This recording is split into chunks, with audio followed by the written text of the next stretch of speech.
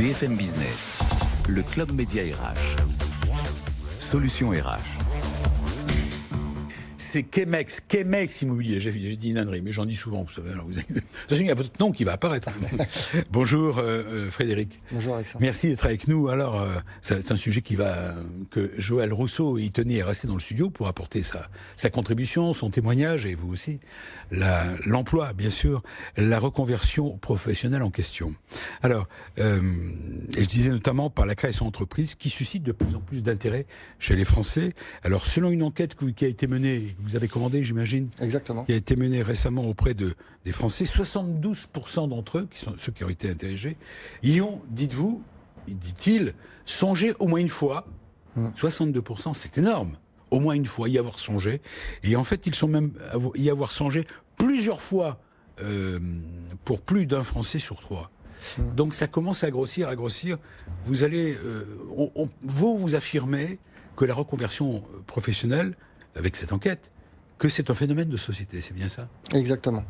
En fait, chez nous, donc moi, Chemex Immobilier, en deux mots. Allez-y, oui, présentez votre entreprise. C'est un centre d'affaires dédié à l'immobilier et à la transaction en immobilier. Et dans ce centre d'affaires, c'est des superstructures régionales de 500 mètres carrés environ, dans lequel il y a un centre de formation et d'accompagnement dédié aux conseillers qui font justement pour beaucoup, puisque en fait les 3/4 font de la reconversion professionnelle. On vient à l'immobilier pas forcément parce que les études nous y emmènent, mais en fait c'est suite à certaines carrières, on se retrouve en reconversion dans l'immobilier parce que c'est attirant, l'immobilier, etc. Voilà, on se dit c'est un job où on peut, sans formation, on parlait de collaborateurs par Joël Rousseau, que vous prenez, vous Joël, sans diplôme, dans des secteurs difficiles et que vous formez.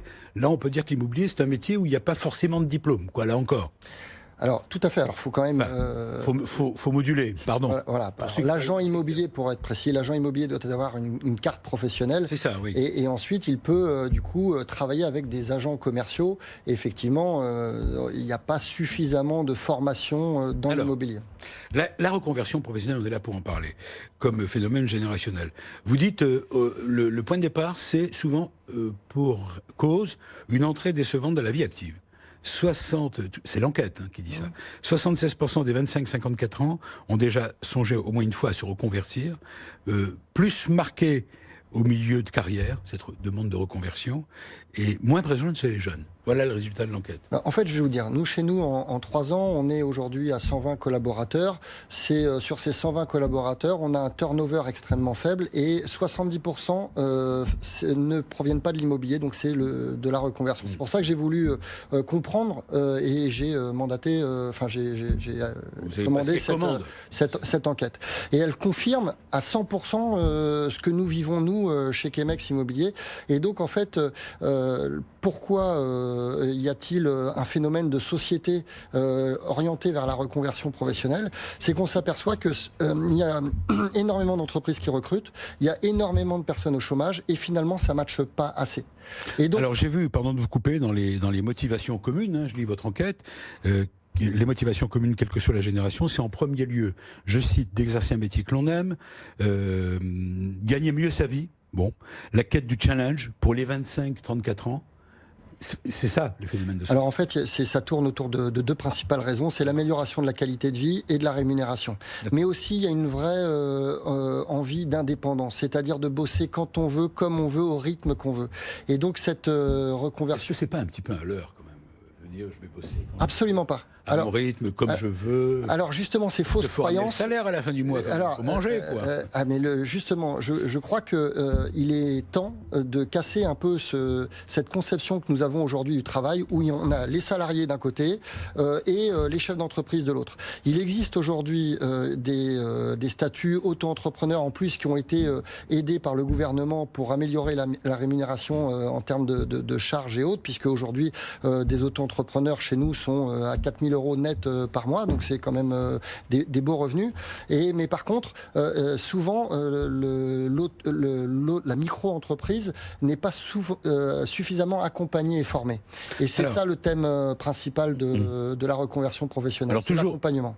Toujours dans cette enquête, je lis les choix d'orientation face à la réalité de la vie professionnelle sur la question que vous avez posée. Concernant l'aspect financier, les moins de 55 ans sont 44% à avancer cette motivation. Enfin, il y a pour les 18-24 ans, les motivations ne sont pas les mêmes en fonction de la génération. Pour les 18-24 ans, ils vont mettre davantage en avant la passion, et l'on retrouve Joël Rousseau, la passion d'entrer dans une entreprise où la passion est le maître mot, l'humain, et le besoin d'être utile, se sentir utile. Vous y retrouvez, Joël Rousseau, dans cette requête? Oui, complètement. Alors, je voudrais dire que bon, les auto-entrepreneurs, c'est très bien, mais vous ne pouvez pas faire des ouvrages collectifs avec des Oui, auto-entrepreneurs. vous rappelez que vous êtes dans le BTP, voilà. On ne peut pas faire appel à des... Et que la reconversion, moi j'ai un mot à dire sur la reconversion. Allez-y. Au fond, la reconversion, c'est le plaisir de vivre plusieurs vies aussi, c'est pas forcément quelque chose de négatif. Bien sûr. Et donc, c'est merveilleux quand même à partir du moment où on commence à s'ennuyer dans un poste, on a envie de faire autre chose. Alors, ce qui me paraît le cas idéal, c'est si on a la possibilité de faire cette reconversion à l'intérieur de sa propre structure, enfin de la formation complémentaire, etc. éventuellement. Voilà, donc la reconversion, le monde bouge, l'espérance de vie est grande, faire plusieurs métiers, c'est intéressant. Ça peut être pas forcément, c'est pas forcément un comportement complètement individuel. Ça peut être aussi un comportement au service d'un projet commun. La reconversion, c'est ça que... Ça veut dire que ce que vous dites, c'est que la reconversion peut avoir lieu dans une même entreprise. Oui, je pense. Oui. Et d'ailleurs, ça existe. Ouais, c'est bien. La reconversion, l'évolution de carrière, la formation... L'idéal, c'est de faire une dizaine de postes différents dans une entreprise. Et d'ailleurs, on dit que pour les générations à venir, une grande majorité des salariés n'auront pas le même métier tout au long de leur vie et ils pourront changer 4-5 fois, c'est ça? Oui, tout à fait. Donc la reconversion, mais c'est aussi se mettre à son compte. Si mais en accompagnement de ce que vous disiez, c'est aussi un changement de mœurs.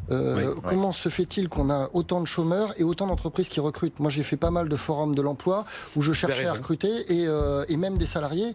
Et en fait, on propose et on n'a pas en face, on reçoit des personnes qui finalement n'embrayent pas avec nous dans le projet. Donc, alors pour vous, ça tient quoi? Vous parlez pour vous. Eh bien, parce que ça tient au fait qu'il y a un réel souhait d'indépendance. Il y a pour beaucoup. Il y a aussi un réel souhait d'être nettement mieux rémunéré. Et donc, il faut libérer aussi de la rémunération. Et c'est comment trouver des sources pour améliorer la rémunération des personnes qui vont faire une mission pour laquelle ils se disent là, j'aurai le sentiment d'être rémunéré à ma juste valeur. Joël Rousseau. Pour moi, il y a une troisième raison, c'est que quand on n'est pas heureux dans son travail, on a envie de se reconvertir. Bien sûr, en préalable, c'est quand même effectivement la première des choses. Oui, vous vouliez ajouter quelque chose vous-même? Vous parlez des handicaps. Oui, non, mais effectivement, on voit que c'est une lame de fond et que effectivement certaines personnes peuvent se dire que c'est plus facile actuellement de faire des missions et de choisir les projets auxquels elles adhèrent plutôt que de s'engager avec une entreprise sur le long terme, soit parce qu'elles ne s'y retrouvent pas, soit parce que effectivement les valeurs que porte l'entreprise ne sont pas suffisamment communiquées et mises en musique pour que ça paraisse cohérent vu de l'extérieur. Joël Rousseau. Oui, moi je voudrais dire que effectivement cette mouvance de plus en plus de personnes qui ont envie de se reconvertir parce qu'elles se sentent pas dans l'entreprise, il y a d'une façon générale, il peut y avoir un décalage entre le désir des jeunes générations qui veulent être porteurs de sens, c'est-à-dire qu'ils veulent une entreprise. Il n'y a pas que le salaire, il n'y a pas que, il faut trouver la reconnaissance, il faut trouver un endroit dans lequel on se sent complètement moteur, on se sent complètement aussi indispensable que les autres. On partage tous les projets avec tout le monde. Il faut arriver à construire une entreprise. Il faut arriver à construire des entreprises qui répondent aux souhaits justifiés des jeunes générations. Les jeunes générations, elles veulent du sens. Par exemple, par rapport à l'écologie, c'est impensable aujourd'hui de ne pas respecter l'écologie. C'est pas voilà. L'environnement, il y a plein de sujets comme ça, bien sûr, les questions, l'handicap, forcément, mais l'inclusion au sens large, la diversité. La diversité, c'est un vrai sujet. L'inclusion. Ce que je veux dire, c'est qu'il pourrait, peut-être qu'il y a, parce que l'origine, enfin, il me semble que l'origine de la volonté de se reconvertir, c'est qu'on n'est pas bien dans son travail, quoi. Bon, alors, soit c'est le salaire, soit que, etc. Bon, enfin, moi, je pense que si on est dans une dynamique humaine participative, donc l'entreprise a un rôle très important, mais vital, essentiel. On en parlait dans la première partie. Complètement. Pour donner envie aux gens de rester, pour que le turnover ne soit pas ne partent pas en vrille, c'est bien ça? Complètement. Vous voulez parler de votre turnover? Non, ben oui, je peux en parler. Il est beaucoup plus faible que d'autres, oui, ça c'est sûr. Plus faible que dans les d'autres groupes du BTP. C'est un facteur important, ça. Mais vous avez entendu certainement, et là je me retourne vers vous, Frédéric Simon, vous avez entendu, alors c'est pas un bon exemple, dans le mauvais sens, enfin, comment le dire, Joël Rousseau, dans cette émission, je suis très embêté parce que lui, c'est un exemple atypique dans le bon sens du terme, avec sa formule, entrez dans la tribu, venez, c'est la famille. Et c'est pas de la démagogie. Il implique à ses équipes humaines, l'humain. Est-ce que c'est pas aussi un des reproches que l'on peut faire à dans d'autres lieux, dans d'autres circonstances? En l'écoutant tout à l'heure, les valeurs de transparence, d'honnêteté, de partage, d'esprit d'équipe et de projet collectif, elles sont portées. C'est pas une question de statut, c'est une question d'individu. Le statut n'est qu'un statut. Donc en fait, le statut, qu'il soit agent co ou agent commercial, qu'il soit en SARL ou qu'il soit en auto-entrepreneur, ce statut-là ne va pas interférer sur les valeurs individuelles de la personne. Donc en fait, nous, chez Chemex, quand on fait par exemple, là c'était le lundi de Pâques et que les parents, ils arrivent avec leurs enfants et puis que dans le jardin, c'est la chasse aux œufs, eh bien on crée cette vie d'entreprise avec des entrepreneurs à leur compte. Mais finalement, ça fonctionne super bien. Donc et là, régulièrement, les beaux jours arrivent. Dans nos structures, dans nos centres Chemex, il y a des barbecues qui sont organisés entre eux. Et il n'y a même pas de manager ou de directeur ou de quoi que ce soit. C'est entre eux. Ils se disent, tiens, j'ai acheté des merguez, boum, et il y a un jardin, un espace, une terrasse. Donc cette convivialité, cet esprit d'entreprise, il faut, je pense, la développer et qu'elle se propage parce que c'est du bien, en fait. On envoie du bien, du plaisir au travail. Et c'est très important. Je vous vois trépigner. J'ai l'impression que vous avez encore... Non, je réfléchis en me disant qu'il faut absolument continuer à augmenter les efforts sur la formation pour aider la reconversion. C'est exactement parce que vous avez raison, il y a beaucoup de gens au chômage, il y a beaucoup d'entreprises qui n'arrivent pas à recruter. Donc bon, on n'est pas là pour chercher les responsabilités. La situation, elle est comme ça. On doit tous faire des efforts, notamment la formation par les entreprises ou des sociétés comme la vôtre. C'est-à-dire que c'est formidable. Il y a une personne qui va apprendre, ou peut-être elle s'est trompée, elle va apprendre un nouveau métier. Il faut c'est magnifique. Ce que je voudrais simplement, c'est dire que la reconversion, c'est pas, ça devrait être quelque chose de positif et pas de négatif, quoi. Oui. Mais c'est en train on va de changer. Redevenir jeune. On va recommencer. Mon cher Alexandre, j'ai décidé d'être journaliste à partir de demain. Voilà. Comme j'y connais absolument rien, j'ai un potentiel de progression énorme. Et figurez-vous que c'est un plaisir pour moi. Vous avez raison. Et je vais redevenir jeune, vous comprenez, grâce à vous. Voilà. Mais tout s'apprend. Vous avez raison. Alors, pour aller sur le sens de la formation, c'est la clé de voûte, c'est la formation. Donc en fait, il faut bâtir, quel que soit le secteur d'activité, un plan de formation, d'intégration d'abord et de formation ensuite. Donc chez nous, c'est 4 semaines théoriques et 2 semaines pratiques. Et ensuite, des cadres ou des personnes expérimentées, des seniors, vont montrer sur le terrain pendant 2 semaines tout ce qu'il a été vu en théorie, de manière à ce que les personnes ôtent leurs freins, leurs peurs, leur stress, à passer à l'action, puisqu'en fait, souvent, les échecs sont souvent liés à ça. Question, je suis là pour jouer le rôle de l'avocat du diable en même temps, Frédéric Simon. Est-ce que c'est à l'entreprise qui m'embauche, qui m'emploie, qui me fait travailler, j'ai envie de dire presque de me pousser, non pas de me pousser, mais de m'orienter au bout d'un moment, d'ailleurs, est-ce que c'est pas souhaitable, finalement, à vous écouter, au bout d'un an, 2 ans, 3 ans, 4 ans, donner un délai, et dire qu'au bout d'un certain temps, l'entreprise va dire, au cours de l'entretien, bon, est-ce que vous êtes satisfait? Est-ce que vous avez envie qu'on vous aide à vous orienter autrement? Alors, je ne parle pas en interne, je parle en externe. Alors, moi, je l'ai même rajouté en interne, c'est-à-dire que là, on est en train de parler de coaching. Et le coaching, c'est individuel. Est-ce que c'est pas quelque chose? C'est individuel. Et en fait, l'entreprise devrait avoir en interne des coachs pour être sûr que les personnes se sentent parfaitement en adéquation avec ce qu'elles. Ça, c'est le job des RH, hein, normalement. Oui, mais avec une notion. Oui, mais des managers, voilà. Souvent, il y a des liens lorsqu'il y a un lien hiérarchique, on n'est pas franchement naturel. Alors que pour le coup, le statut d'indépendant, un coach pour un indépendant, là, il n'y a pas de lien de subordination, donc les personnes peuvent Est-ce que vous ne croyez pas qu'on est dans une société, pour non pas conclure, mais dans un espace-temps de notre société, et moi je le vois autour de moi même, où beaucoup d'une génération de la quarantaine aujourd'hui, qui ont vécu déjà 4, 5, 6 ans de vie professionnelle ou 7 ans, et qui en se disent mais j'ai besoin de respirer, j'ai besoin de faire un break. Et faire un break, c'est pas forcément dans l'entreprise. Ça peut être dans l'entreprise puisqu'elle me le propose, elle veut me faire progresser, mais j'ai besoin d'aller respirer un peu comme on dit, j'ai envie d'aller à la campagne, quoi. Est-ce que c'est pas quelque chose? J'ai l'impression que c'est ce qui existe en ce moment autour de ceux qui sont dans cette génération de 40 ans, non? Il y a cette notion-là, mais je pense que pour revenir à la question que vous posiez tout à l'heure, c'est de la responsabilité des entreprises d'aller identifier les talents cachés.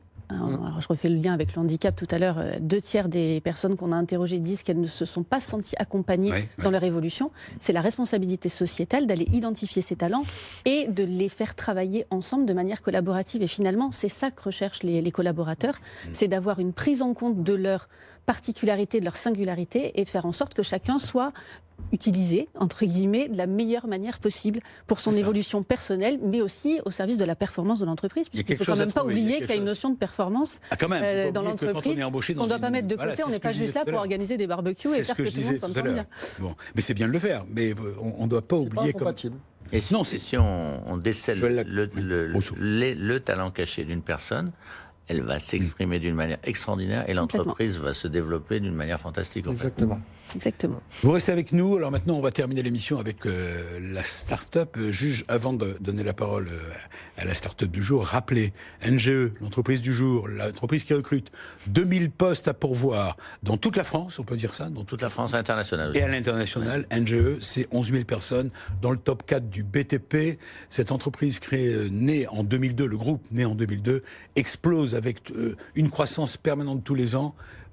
C'est 2 milliards d'euros de chiffre d'affaires. Croissance maîtrisée. Maîtrisée. Vous avez raison de le préciser. Voilà, des postes à pourvoir. Et puisqu'on parle de progression, encore une fois, Joël Rousseau, qui en est le président du conseil de surveillance, lui, vit avec un repère, c'est l'humain. Et justement, concrètement, ça veut dire quoi? Vous me disiez, vous voulez être journaliste. Avec grand plaisir, je donne la possibilité. Je suis prêt à vous aider à devenir journaliste. En fait, il faut aimer les autres. On peut rien faire si on n'aime pas les autres. C'est ce que je pense. Donc, voilà. Donc, et c'est-à-dire, il faut avoir de l'empathie. J'aime beaucoup la phrase « aimer son prochain ». Il faut avoir un a priori de main tendue dans la vie. Et après, bien sûr, il faut donner toujours la chance à une relation, quelle qu'elle soit, une relation professionnelle, bien sûr. C'est ça que je veux dire. Alors, vous, journalistes, au fond, vous arrivez... Ce que j'imagine dans votre métier, c'est que vous arrivez à faire dire des choses qui peuvent toucher l'intime d'une personne, l'intime des messages. Et ça, c'est bien. Et la question sur ce sujet, donc on l'a compris, ce que vous avez à offrir, c'est ça. Ouais. Mais le problème, c'est est-ce que j'imagine que vous avez mis en place des relais? Vous avez, cette fibre de l'humain humaniste. Bien sûr.